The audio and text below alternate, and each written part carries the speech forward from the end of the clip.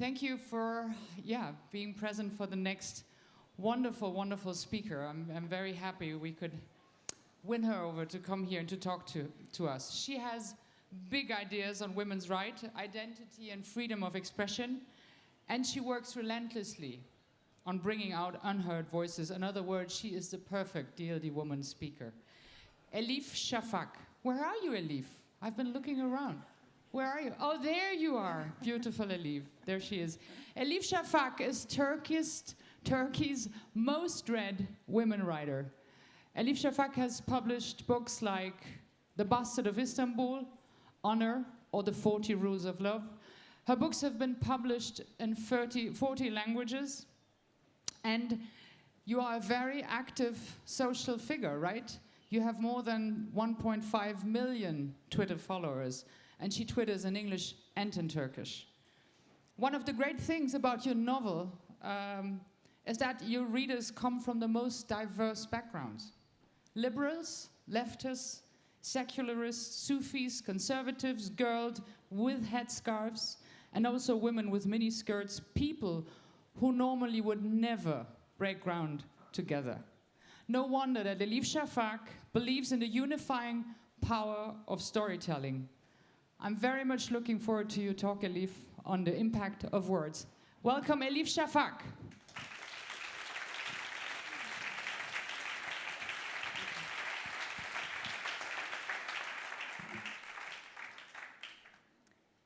Thank you so much. It's such a pleasure to be here. I'm very excited and very honored to be part of this community. I want to talk about women and storytelling. In my belief that words matter, that stories matter, and I think they matter even more for us women. But before I go in there, allow me to say a few words about myself, about my upbringing, my background. I was born in Strasbourg, in France, and I was raised by a single mother, a divorcee. As a matter of fact, I see myself as the creation of two women, two very different women. One of them is, as I said, my mother. She's very well educated, westernized, modern, secular, and a feminist, independent spirit, very urban. On the other hand was my grandmother, my maternal grandmother, who was very traditional, spiritual, irrational, very superstitious, and less educated. And somehow I grew up seeing these two very different kinds of womanhood and how they managed to coexist under the same roof. And the solidarity between them left an impact on me and on my writing. I've also seen throughout those years that women tend to be great storytellers, and they have this amazing connection with oral culture. I tend to believe they are the transmitters of memory, and this means a lot in societies of collective amnesia, like Turkey, where things are written on water and they evaporate, they melt so easily. So women keep the memory, and it's transferred from grandmothers to granddaughters. On the other hand, even though they're very active in oral culture, they're very visible in oral culture, we don't see the same pattern in written culture. And this always amazes me because most readers, most fiction readers, tend to be women. I'm going to make a bold claim. I think like 80% or 85% of readers of novels in my country are women. And these are women from very, very different backgrounds. Women don't only read passionately, they also recommend passionately. So when a Turkish woman usually likes a novel, what she does is she gives that novel to her best friend, to her boyfriend, to her husband. Usually when I see male readers coming to my readings, they say, I can guess, some woman in their inner circle has recommended, my book to him. And he says, when I ask, yes, my wife reads you, and now I've started reading you. So what I'm trying to say is we owe a lot to women. This energy in the world of literature, we owe it to women readers. The way they read, the way they recommend, the way they circulate books and ideas. And yet at the same time, when I look at the overall picture, of the written culture, it's mostly male-dominated. So it helps me to think, why is that? Even though we read more, we're more passionate about books. When it comes to writing books, why are we in the background? And when I say written culture, I'm talking about the general picture. So literary critics, editors, journalists, columnists, the entire map is a terrain where male voices are heard louder. And I think one of the reasons why is our fear of perceptions. We have lots of stories to tell, but when it comes to stepping into the public space and telling it to strangers, something holds us back. And I want us to think about that something, that decreases our energy. I think I would like to focus on a few concepts that matter a lot to me. One of them is creativity.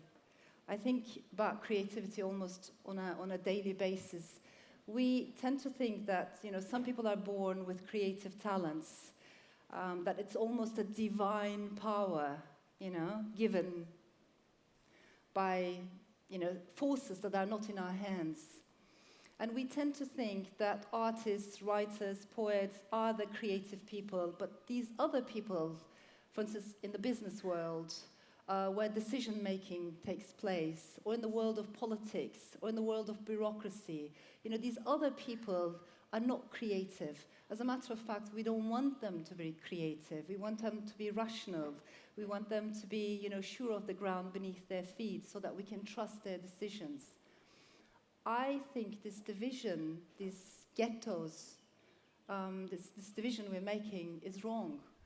And the reason why I believe in this is because all of us, we're born with amazing talents. We're born with amazing abilities, and we're all given the gift of imagination. But then again, the same question, what happens? Why do some of us forsake this gift of imagination? And why is it usually women?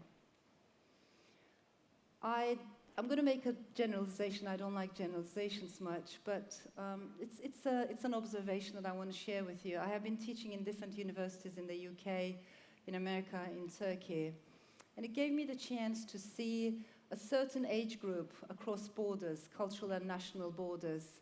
It's always amazing, and I think heartwarming, to see how the youth between 18 years and 24 years, how strikingly similar they are, in Istanbul, in London, in New York, in Arizona. Amazing similarity. When you talk to people, when you talk to young people, their expectations, their hopes, their disappointments, their fears are amazingly similar. And yet, in one respect, there's a big difference. And this is where I'm going to make the generalization. When I used to give readings to my students in America, they were more reluctant, to read the books or the material. But the next week, when we would meet, they were more willing to talk about the readings. They were more willing to express their thoughts. In Turkey, I have observed the exact opposite. They were more willing to read the manuscript, the texts, but when it came to talk about the texts, they were less willing, less reluctant, and almost always it was female students who didn't want to talk. Again, because we are worried, very much worried about perceptions, what people are going to think about us, say about us, how they're going to perceive us. And I believe this fear of perceptions is holding women's abilities and talents and creativity and the gift of imagination back all the time. Another concept that means a lot to me is empathy. I think in this world, if we ever learn anything at all, we learn it from people who are different than us, not people who are exactly like us. The rest is very narcissistic. If our lives are very much surrounded with people who speak like us, who think like us, who have similar surnames, who have similar dress styles, that is very narcissistic because we want to see our own replica wherever we look. The other is more challenging. It's certainly more difficult, but that's how we learn. We learn from the other by not making the other our opposite, by bridging the gap. So empathy is very crucial, and yet at the same time, it's constantly pushed to the periphery, because in the world of politics, in the world of serious issues, it is thought to be very romantic, you know, a marginal issue. I think women need empathy a lot. And it always saddens me to see how easily we can also be distanced from each other. As I travel east and west, I hear lots of American or European women, sometimes openly, sometimes more, you know, in a lower voice, but somehow saying or thanking God that they were not born in the Middle East, because they think if they were born in the Middle East, they wouldn't be independent spirits, you know? There is that understanding, that interpretation. So in a way, there are many women who say, thank God I wasn't born in the Middle East, thank God I wasn't born a Muslim woman, because I wouldn't be myself. And then when I go to the Middle East, when I go to Jordan, when I used to go to Syria in the past, when I go to Turkey, I hear lots of Muslim women. This time they're saying, thank God I wasn't born in America, thank God I wasn't born in Europe, because if I had been born there, I would be reduced to a sexual object. And I think this is very scary, because both perceptions are baseless. Both perceptions are wrong, and they nourish on stereotypes, on generalizations. If I ask that person, have you ever met, let's say, a Jewish American woman? Did you ever have a friend from that background? Probably she will say no, but she has an idea about how American women live. She has an idea, a perception about how the other is. And I think we need to break those generalizations. We need to break those perceptions. And the only way to do that is via empathy. And the only way to build up empathy is via storytelling. If we don't know someone's story, we cannot connect with that person. We cannot put ourselves in the shoes of that person. And the third concept that matters a lot to me is connections, precisely because of this. I think we have to find ways, a new language that transcends politics and the language that politicians impose on us. Because politics, by definition, is based on a distinction between us versus them. You know, politics needs a them and the assumption that us is better than them. This is what politics thrives upon everywhere in the world. We have to break this us versus them duality. And again, to do that, we need connections. Platforms such as these, I believe, are very, very precious. Not because they make us feel good about ourselves, but I think they help us to connect, really connect across borders. And also because I believe, at the end of the day, creativity is contagious. You know, at the beginning I said we suppress our talents as women, but one thing that helps us not to suppress is connections. When we hear someone else's story, we're inspired. So imagination is creativity, because when we listen to that person, the creativity inside us, in our hearts, recognizes that voice. It's a very irrational process, but our heart recognizes the heart of the other. That's why we need more platforms, more international platforms, platforms that transcend these religious boundaries, national boundaries, sexual boundaries that are imposed on us by birth. I will stop here because I'm also looking forward to your questions, and hopefully we will have a dialogue afterwards. Thank you.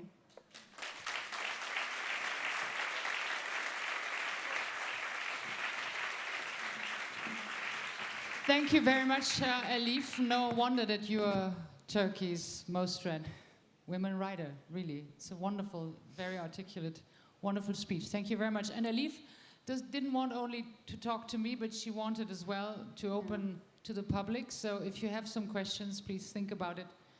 Elif is very willing to answer them. So you were just talking about the fact that how you were able to touch people inside of your novel, how you were able to get people from the most different backgrounds unified inside of your stories. But tell me precisely, knowing that you have all these Twitter contacts and this permanent feedback on whatever you do, what are the effects, as we call it, the power of words? What are the effects where you say, yes, you have had an impact on a person's life? Can you tell us something about it? You know, as a novelist, I concentrate more on the impact of novels, perhaps. And the reason why I say this is because the novel is such an individual journey. It's the loneliest of arts, of all arts. You know, many things we can consume together, music, cinema, but the writer is lonely when she's writing, and the reader is lonely or alone when she's reading. And in that loneliness, we connect. I tend to think people are always more liberal, more open-minded when they're alone.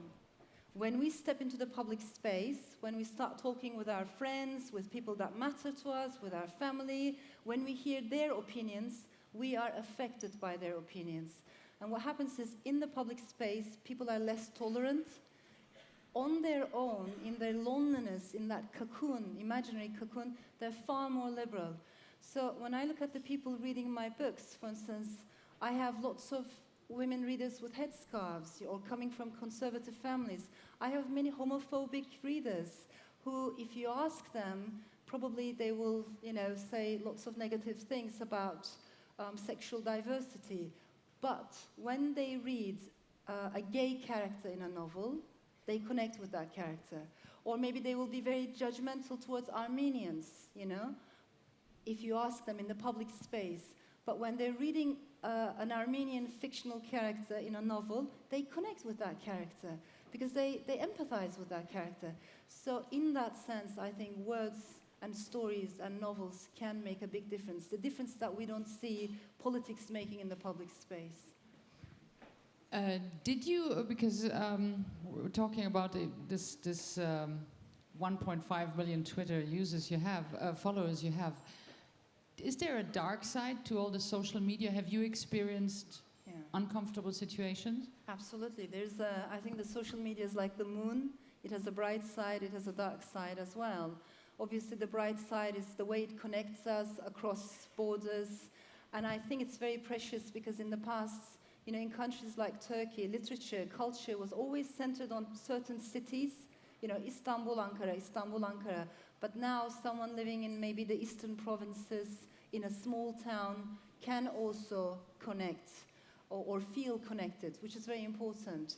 And I think in countries where democracy is not mature and freedom of expression is curtailed, is curbed, again, the social media can be very important. So these are the bright sides. But the dark side is there's a lot of misinformation. There's unfortunately a lot of hate speech. And we don't know what to do with hate speech around the world. It's a question that, law has not been able to answer fully because the technology is so fast. Technology runs faster, international law lags behind. How do you deal with hate speech without curbing freedom of expression? I think it's a question that matters for all of us around the world. That's true. These hate speeches are really an issue in the social network. As we're running out of time, 2 questions from the public.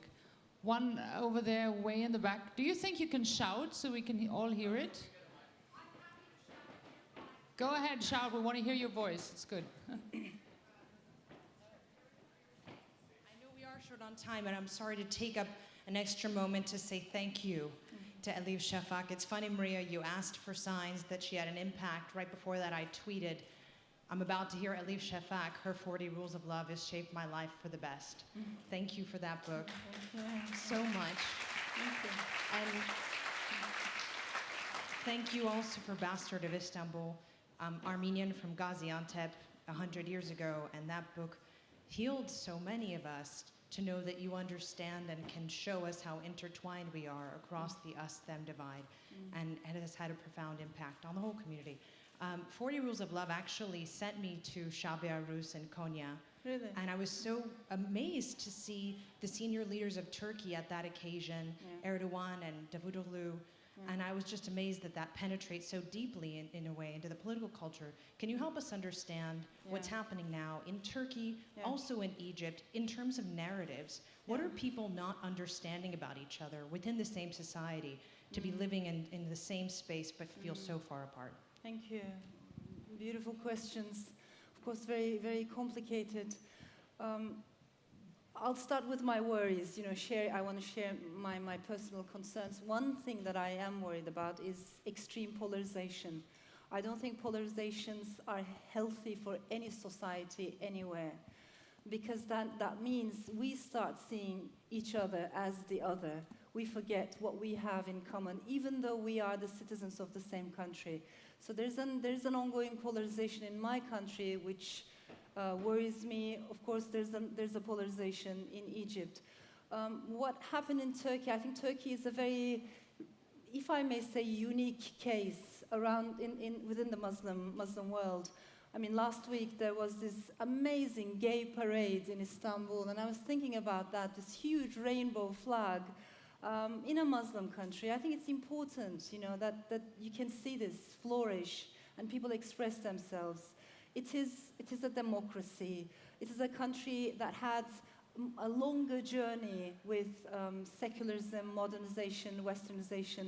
But I think, as important as these things, there's another historical detail. It's a country that was never colonized. Yeah? Turkey was not the colony of any European country, which is important because we don't have the anti-Western sentiments that you might find in some other places in the Middle East because of the historical background of the baggage. It's a very future-oriented society. The downside is we're a society of amnesia, of forgettings, and I think that is wrong because the more you remember, you will feel more responsibility. You will be more self-critical. So that's what we lack. The good side is because it's such a future-oriented society and because it's so young, the population is so young, it changes very fast. And that can be dizzying. The pace in Istanbul is so fast, it tires you. From one week to the other, you know, you get dizzy, things change. So it's a liquid society. It has not been established yet. It is in the process of looking for itself, looking for its identity. And identity is a big issue for us. You know, where are we? Are we parts of the East? Are we parts of the West? But if I may say two things, the way I see it, the main problem in Turkey is authoritarianism. We love authority. We love power. And power craves more power. And this is a tendency that I see across the board, across the ideological board. So it's not only the conservatives, but in my opinion, the Kemalists, sometimes, even though you wouldn't expect among leftists, everywhere I see this authoritarianism as a potential, and I find that very problematic. Because we're a society that has modernized top-down, we are not used to movements bottom-up, and we see them as a danger. So overall in Turkey, the tendency is always to protect the state from the individual. Whereas in a true democracy, you protect the individual from the excessive power of the state. So we need to change that mentality. I think that's important. But secondly, I think because we live in such a global world, and because we're so interconnected, nothing that happens in a country is isolated anymore. So what happens in Egypt affects all of us. What happens in Canada affects all of us. And therefore, we have to bear in mind that hardliners in one country breed more hardliners elsewhere. Now, what do I mean by that? When I see Islamophobia or Turkophobia, if I may call it, in one part of Europe, let's say, or let's say, French politicians using this for their own ends because it's elections time, that discourse, I think, strengthens anti-Western discourse in another country, for instance, in Turkey, or vice versa. Anti-Western or, you know, conspiracy theories kind of discourse breeds more Islamophobia in another country. We have to break this vicious circle. Yeah? We have to see how extremists create more extremists in another country.